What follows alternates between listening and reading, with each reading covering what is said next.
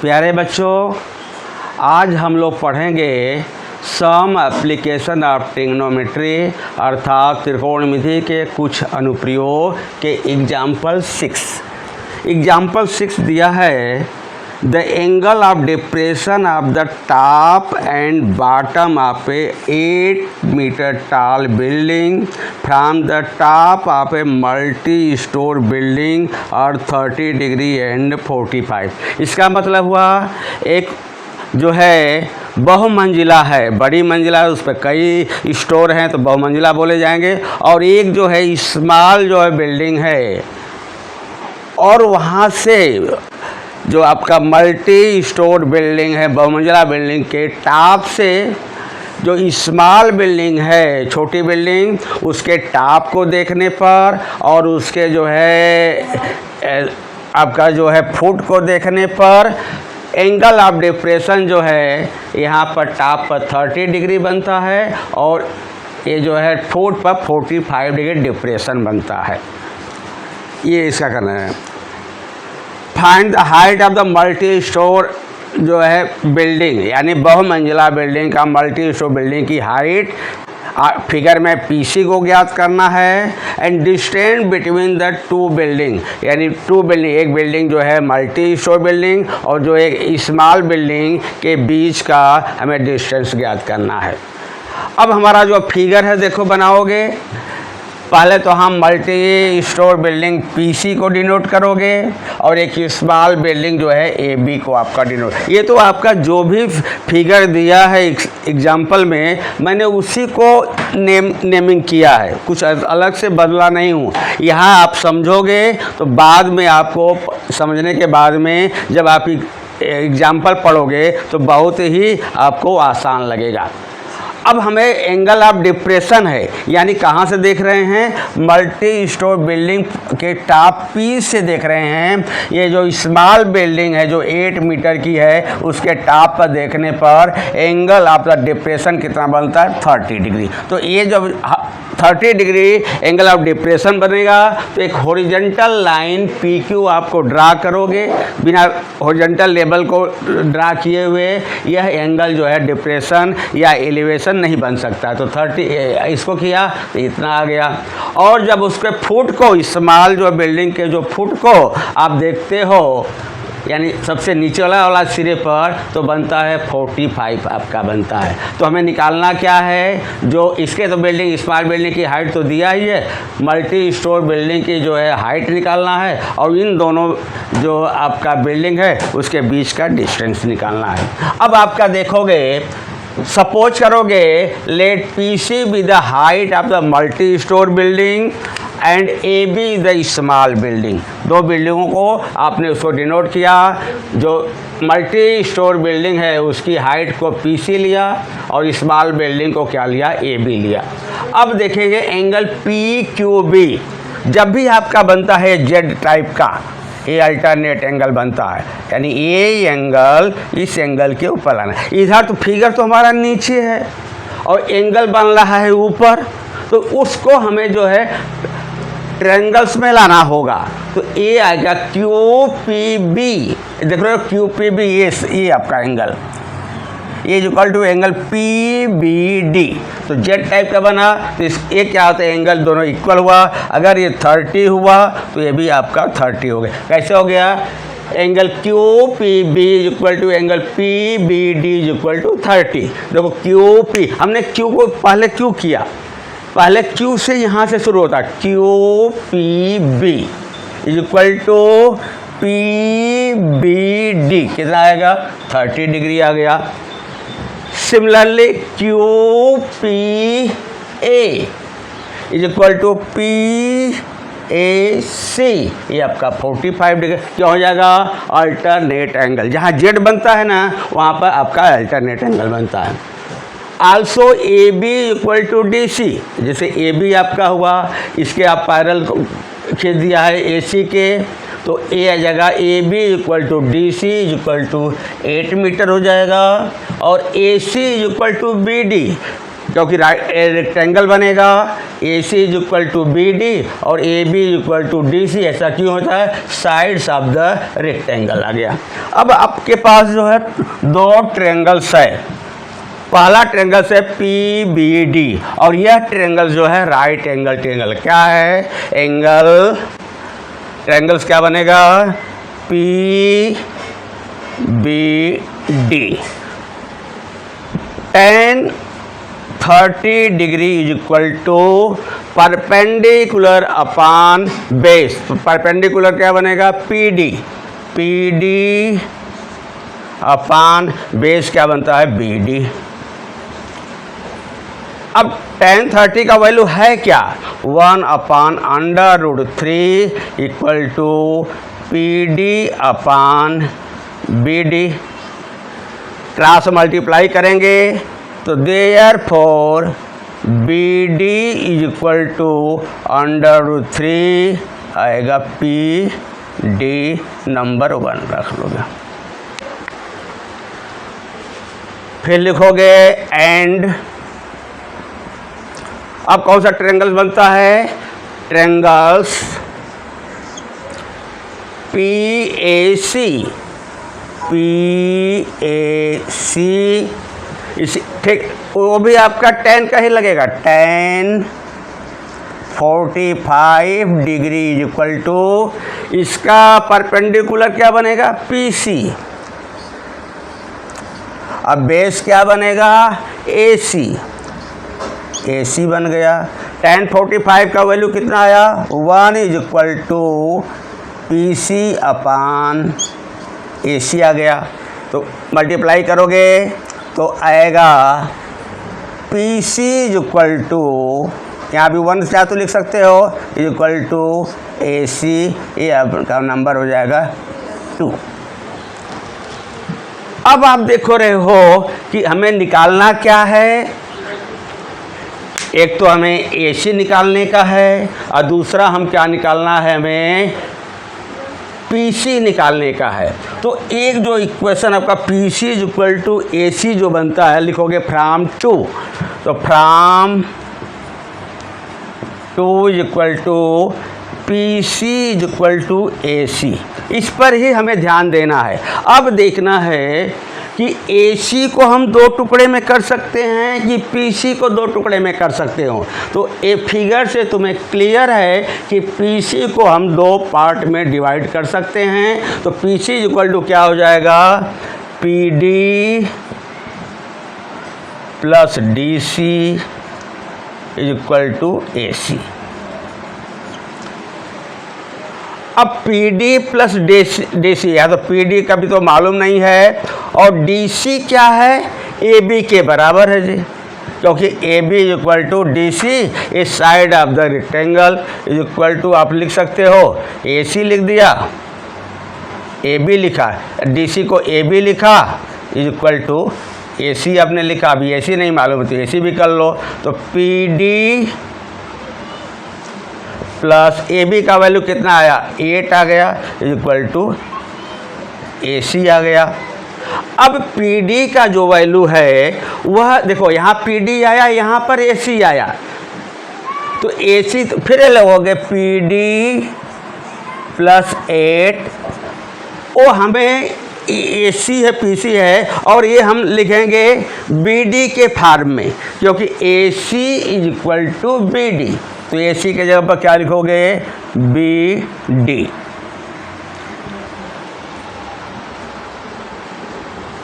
अब B D का value जो है, देख रहे हो यहाँ पर बी डी का वैल्यू, तो बी डी का वैल्यू कितना आ गया?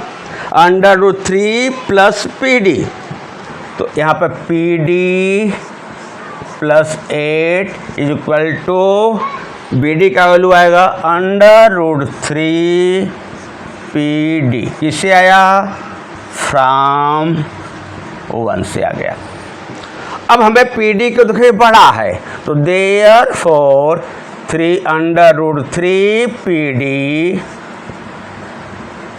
Is equal to P D plus आपका 8 आ गया। अब क्या करोगे? पी डी को एक साइड लाओगे तो under root 3PD minus PD is equal to 8 आ जाएगा। PD जब हम कॉमन लेंगे तो आएगा under root 3 minus 1 is equal to 8 आ गया।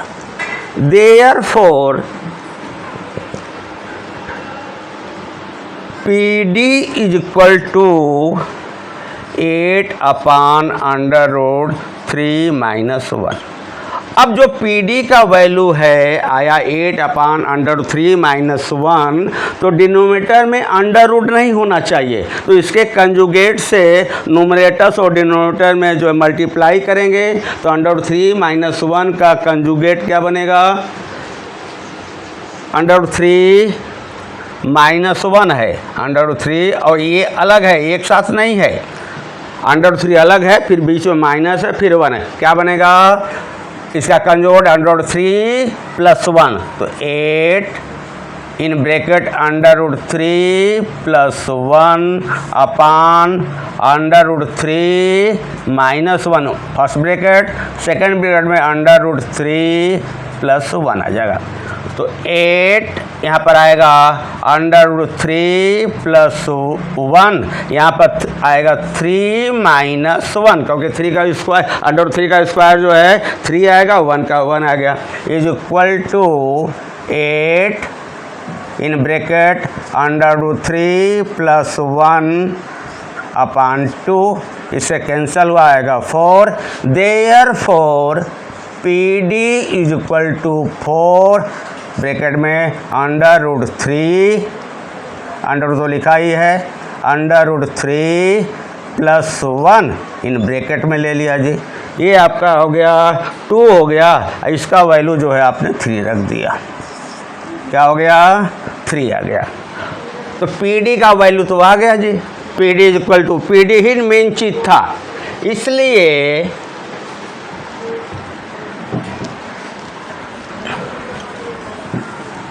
क्या आएगा, अब हम PD का वैल्यू जो है निकालेंगे। देयरफॉर हाइट ऑफ निकालना ही है, therefore height of multi stored building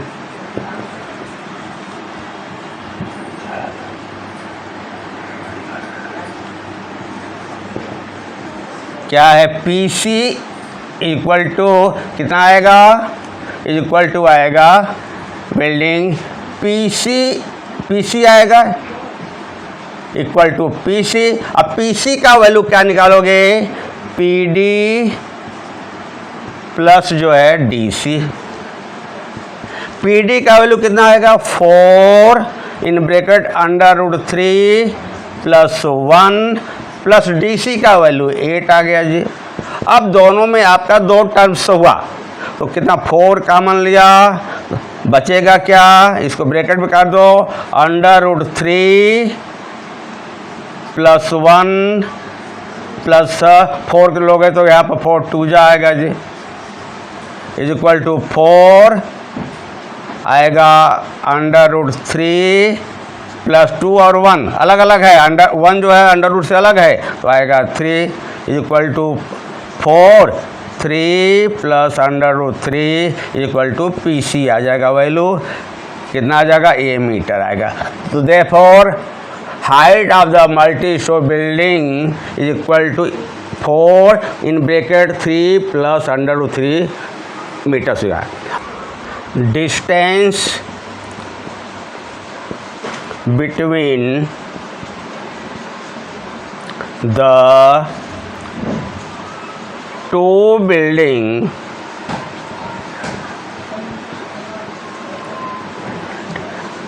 is equal to आएगा AC और A C is equal to ही तो है ये आपका पी सी, और पी सी का वैल्यू ही आ गया इज इक्वल टू 4 ब्रैकेट में 3 + √3 मीटर्स। तो अब बच्चों जो है एग्जाम्पल 7 जो है ये लास्ट एग्जाम्पल है, उसमें दिया क्या है, from a point on a bridge across a river, एक रिवर है उस पर जो है the angle of the depression of banks on opposite side of the river are 30 degree and 45 degree respectively. If the bridge is the height of 3 meters from the banks, find the width of the river. एक river है, river के ऊपर जो है एक bridge है, वहाँ से एक ऑब्जर्वर ब्रिज के 2 किनारा होगा, बैंक्स 2 किनारा, एक किनारा पर ए कोई वस्तु रखा है और दूसरे किनारे पर कोई बी वस्तु है। समझो किनारा है तो एक पर जो है टेम्पल है और दूसरे पर जो है किसी का घर है, ऐसा ले लोगे। और जो है ऑब्जर्वर जो है वह ब्रिज के पॉइंट पी से यहाँ आपका टेम्पल देख रहा है और दूसरे साइड जो देख रहा है वह घर देख रहा है। तो एंगल ऑफ द डिप्रेशन, चूँकि वह देख रहा है ऊपर से नीचे, तो कौन सा एंगल बनेगा, एंगल जो है एंगल ऑफ द डिप्रेशन बनेगा। वह एंगल ऑफ डिप्रेशन जो बन रहा है तो ऊपर से देखेगा, ऊपर से जब भी एंगल ऑफ डिप्रेशन बनेगा तो वहाँ पे एक हॉरिजॉन्टल लाइन होगी, तो पी क्यू जो है इस साइड का हॉरिजॉन्टल लेवल हो गया, वहाँ से 30 डिग्री आपको देख रहा है, तो 30 यहाँ से देखा तो यहाँ पर आ गया एंगल ऑफ द डिप्रेशन बना। अब जो है ये दूसरे साइड से जो देख रहा है होम को देख रहा है, ये समझो आपका टेम्पल हो गया, ये आपका होम हो गया।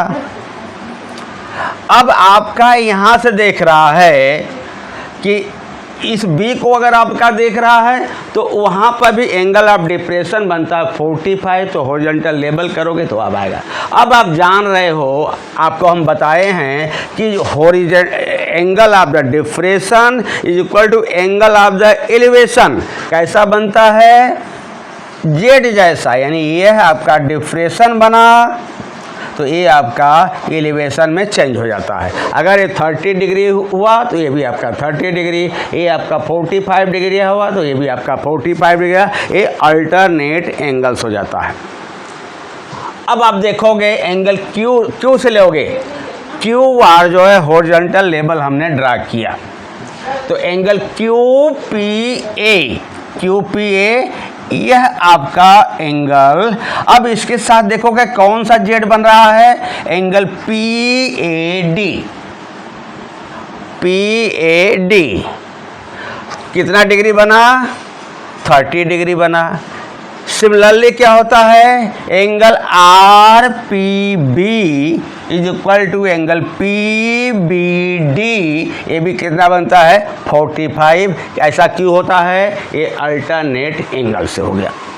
अब आपका जो दिया हुआ है किनारा, ये तो आपकी नदी है, नीचे नदी के किनारे से ब्रिज की जो है ऊंचाई 3 मीटर है, तो चाहे इधर हो चाहे इस साइड में 3 मीटर हो, या बीच में पी से जहाँ से देख रहा है वहाँ से भी अगर आप परपेंडिकुलर करोगे, लंब ऐसे करोगे तो ये भी आपका 3 मीटर बनेगा। अब हमें निकालना है ये बी का वैल्यू, ये बी ही तो है नदी की जो है चौड़ाई, नदी का जो है विड्थ होगा। In triangles A P D क्या आएगा, tan 30 is equal to perpendicular upon base, यानी लंब बटा आधार क्या हो जाएगा, P D upon A D आ गया। और tan 30 का वैल्यू कितना होता है, 1/√3 इक्वल टू पी डी का वैल्यू कितना आया 3 आया, क्योंकि ए क्यू भी 3 है और बी आर भी 3 है, तो यानी ब्रिज के जो है किनारे से, नदी के किनारे से और ब्रिज की जो है वह ऊंचाई कितनी है, 3 मीटर है। तो 3 अपान AD, PD का वैल्यू भी रख दिया, AD आ गया। अब क्रॉस मल्टीप्लाई करोगे तो AD इज इक्वल टू 3√3 आपका आ जाएगा, ये नंबर 1। आल्सो कौन सा लिया, ट्रेंगल्स, अदर्स ट्रेंगल्स आएगा BPD, ट्रेंगल BPD तो आएगा tan 45 degree equal to perpendicular upon base. Perpendicular क्या हो जाएगा, PD अपान BD। अब tan 45 का वैल्यू कितना हुआ, 1 आ गया। PD का वैल्यू कितना आया, 3 आएगा, यहाँ आएगा BD। अब क्या करोगे, 1 को 1 करोगे तो क्रॉस मल्टीप्लाई करोगे, therefore BD is equal to 3 आ गया, ये नंबर 2 लिया। ये तो आपका आ गया कि क्या क्या आया कि AD भी आ गया और BD भी आ गया। तो आप क्या करोगे, therefore width of the river कितना आएगा, चौड़ाई इज इक्वल टू आएगा, इज इक्वल टू AB आएगा। और AB को हमने कितने भाग में डिवाइड कर सकते हैं, 2 भाग में, तो आ जाएगा AD प्लस BD। AD का वैल्यू कितना आया, फ्रॉम 1 से 3√3 प्लस 3 कॉमन ले सकते हो, 3 इन ब्रैकेट √3 प्लस 1 आपका आ जाएगा metre. This is answer.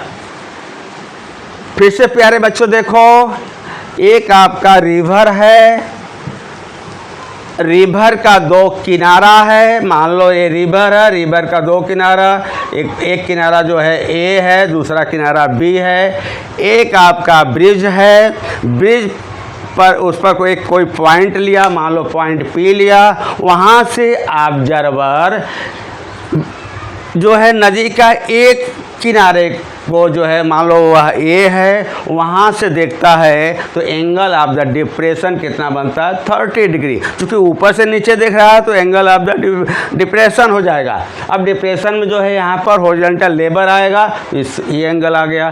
Similarly जो इस साइड में देखता है तो अदर्स जो है आपके किनारे को, तो वहाँ पर 45 बनता है। अब आपके पास 2, इसका जो है अगर PD बराबर हो जाएगा, AQ equal to PI equal to 3 आएगा। एक ट्रेंगल से आपने A लिया तो इस एंगल से जो है AD का वैल्यू आ जाएगा, दूसरा जो है ट्रायंगल से आपने A लिया तो इसका आ जाएगा BD का वैल्यू आएगा, और AB का डिस्टेंस बिटवीन द, मतलब ये आपका विथ ऑफ द रिवर क्या हो जाएगा AB को जो है 2 पार्ट में किया, AD प्लस BD, और इसका जो है हमने वैल्यू रख दिया। इसमें क्या लिया, ये सब वैल्यू कहाँ से आया, फ्रॉम 1 and 2 से आ गया, तो इतना आंसर हो गया।